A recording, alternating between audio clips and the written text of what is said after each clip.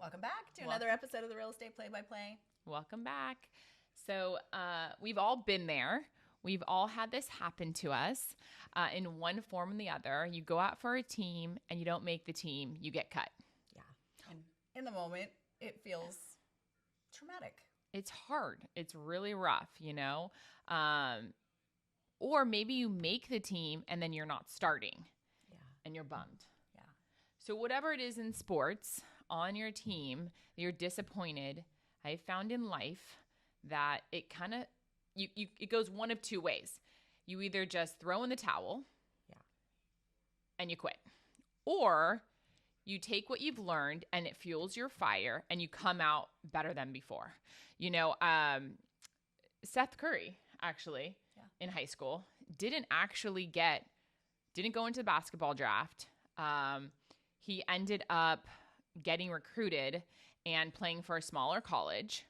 Tom Brady, one of the all-time best quarterbacks in the NFL in high school, was third string.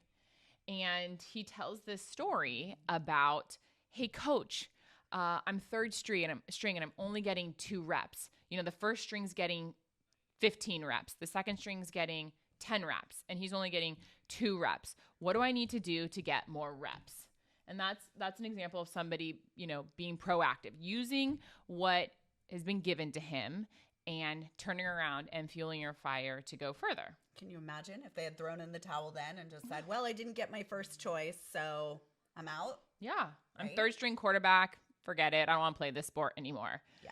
And I don't know about you. I mean, often when I look back in my life, those moments that felt like disappointments, often the next choice or what ended up working out ended up being better than I ultimately could have planned out. I totally agree with you. You know? Yeah, I totally agree with you. And, you know, the saying, what doesn't kill you makes you stronger. So true. So true. And if you look back in any of the great players in time, at some point when they played their sport, they were knocked down. You know, they didn't make the team. They were third strings, you know?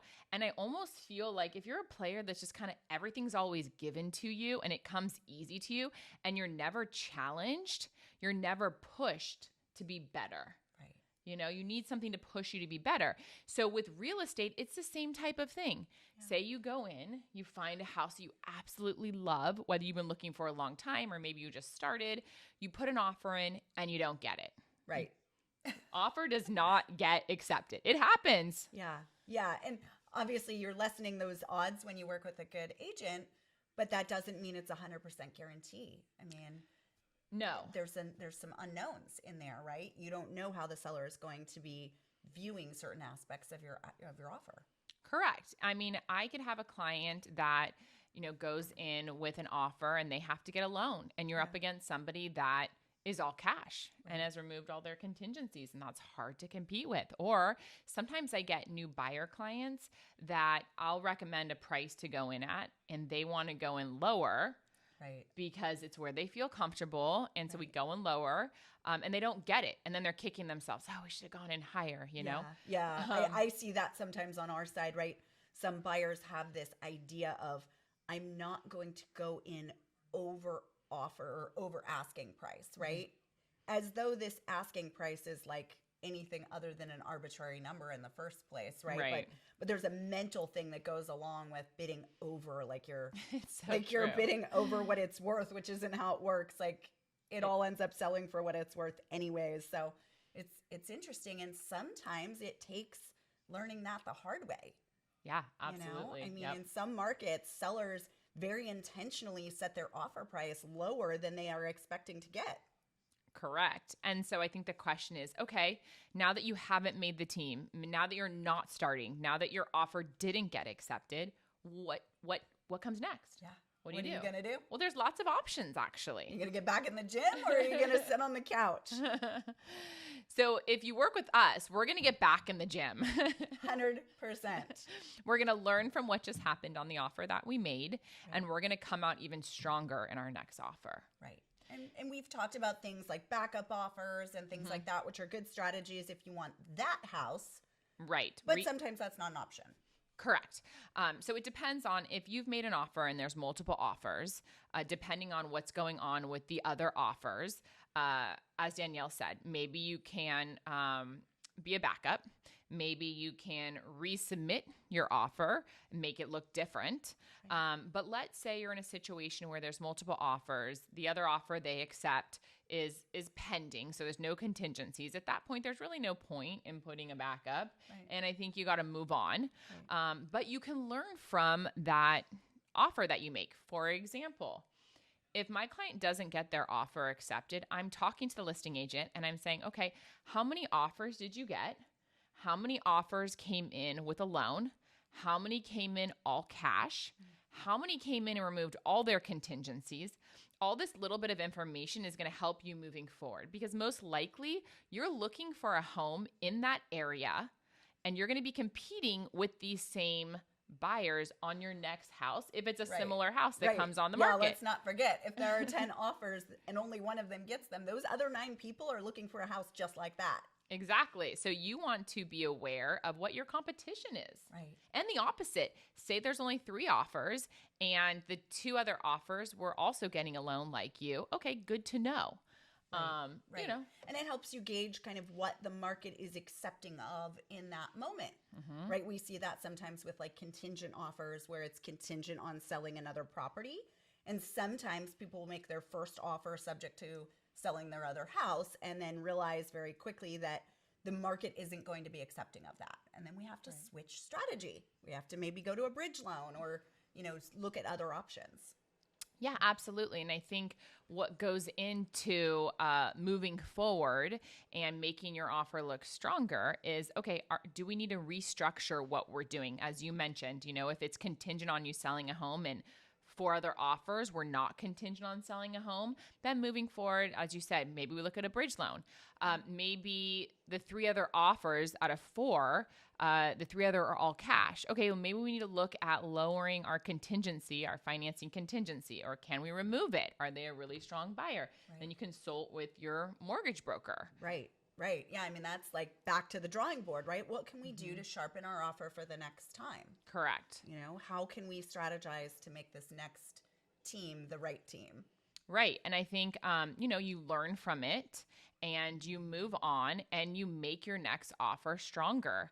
So one of the things that I see sometimes on my end, right, because we'll pre-approve somebody and then some real estate agents, not you, but some, they'll take that pre-approval letter and then they'll spend the next 3, 4, 5, 6 months showing people houses and they won't communicate back with us. Now we're sending updates and we're giving them market data and things like that. But if the real estate agent is not involving us in the process of actively shopping for houses, sometimes that can cause some problems along the way. So when you get pre-approved, you're not really pre-approved to a purchase price. You're pre-approved to a maximum monthly payment based on your debt to income ratios, your down payment, all of those things. And so what I've had happen is, somebody will get pre-approved and then 6 months later, they'll come back. They say, great news, I found the house. And all of a sudden the market has changed. The interest rates have changed. And now they're not even pre-approved for that amount. Yeah. So it's really, really important. The home buying process is sometimes like a one and done. You get the house of your dreams on first shot. But sometimes it's a more time-consuming process, and you need to be working as a team. You need to be collaborating really on a case-by-case basis with every property you're looking at, rerunning numbers, looking at how we can maybe go in without a loan contingency, clearing out conditions. Okay, what else can we gather that will make your offer stronger on the loan side? Right. And you give an example of how that could hurt you. It could also be the opposite. A lot of times I have clients buyers that come in and say, I don't want to go higher than 1.3 million. That is my maxed purchase price that I want to go to. Right. And so they won't even look at houses that are like at 1.35 or 1.4. Right.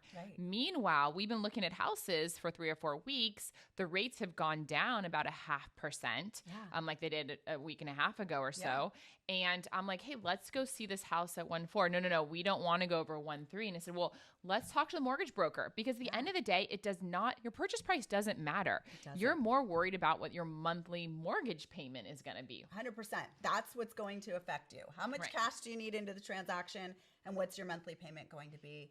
And all of those numbers, I just sent out numbers to a woman who we pre-approved her to $2 million maybe 4 weeks ago. When we started, that interest rate was like in the high sevens. And today I just sent her out updated numbers saying, hey, I just want to make sure that you know we can now get you in at like barely 7. That's a huge difference. Yeah. And might let her look at different properties. Same thing. Like she was kind of capped at 2 million based on what she wanted to pay. Maybe we can go further, maybe we can look at different properties. Yeah. So as you said, it's just really important to be constantly in contact with not only a realtor, but also your whole team, your whole mortgage brokers, and know that if, your offer doesn't get accepted, that you have other things that you can do. Now we've kind of talked about the purchase price. You could also look at,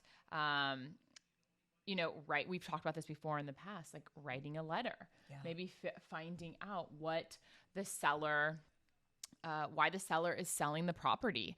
If it's an emotional seller that's very attached to the property, writing a letter about why you want the house, why you think you're the right buyer for the house. Is this going to be your forever home? Letting the buyer know that the seller know that, because sometimes, that will play a role in if you get your offer accepted as well. I've seen it multiple times. So there's other things you can do moving forward to get your offer accepted, and making sure that you're looking and exploring every single avenue. Sometimes I'll have a buyer that comes to me and I show them a house. They've been looking, let's say, online for a while. Yeah. And they're a new buyer, and they come to me and they say, hey, I want to see this house. It came up. We go and see it. They love it. They want to put an offer in right away. They don't get their offer accepted for, all the reasons that we maybe have mentioned. And then it's like, okay, let's take a breath. Let's sit back for a minute. Let's look at what we can do now moving forward. Because it kind of got rushed. Yeah. That happens. Like the process just gets really rushed when you find a property. Right. But, sometimes you need to get knocked down. Yeah. Yeah. And kind of the opposite can be true too, right? Sometimes people feel like they need to wait to make an offer until they're 100% certain everything is perfect and they've investigated every single possibility of things. And sometimes that can hinder just your overall success of things, right? Like sometimes trying out is part of the process. Like it's okay. Just like as long as you have an offer that has contingencies where you can get out of things, like sometimes going through that process helps you get more comfortable with the whole package. Right. Yeah. I completely agree. A lot of times I will tell my clients, listen, if you like this house 90%, maybe you're not 100% there because it's this or the other that you're kind of questioning, or, you're worried about doing some work to it. If you're like 90%, it's like, okay, make the offer, get the house. Yeah. I mean, not trying to sound cruel, but tie it up. Yeah. And Try then out. Try it out. Let's go back to the house. Let's find out what your objections are, and let's see if we can't come up with solutions and figure out. You're in a much better situation as a buyer being an escrow on the property than somebody else coming in and swooping in, making an offer, and then it's gone. And then you're kicking yourself 2, 3, 4 months down the road being like, why didn't I make an offer? I wish I had moved quicker. Or even worse, like comparing every other house to that house, right? You go back and you're like, well, it's not that one. It's not that one. And then nothing looks quite as good because you've fallen in love. That can be tough. Right. Because as long as you have certain contingencies in place, you can back out of that transaction. It doesn't mean just because you get your offer accepted. And I know sometimes that's kind of a misconception. Just because you get your offer accepted as a buyer, as long as you have certain contingencies in place, you can still back out. Right. So like using that same example, you have a property that you're interested in that might need some work done to it, and you feel like you need to like have all those details ahead of time, get your offer accepted, then bring your contractors in, right? Do your due diligence there. If for some reason your due diligence proves that it doesn't make sense anymore, that's a different story, but you'll never know unless you try. Right. Yeah. I completely agree with you. Yeah. So I think that's a wrap. Yeah, I think so too. So I think the moral of the story is if you don't make it, try and try again. Don't give up. And use that opportunity to re-strategize and get back on the field. Yeah, get back on the field. I think with sports, it's so interesting because I feel like if you get knocked down and you're so devastated, you can't have the good without the bad. It's Right. going to feel Yeah. so much better to win that championship and get on that team and make that team if you've had to work for it. Totally. You Not- know? Not every game's a win. No, Yeah, no, even for the best of them. no. So, all right. Real estate play by play. Cheers.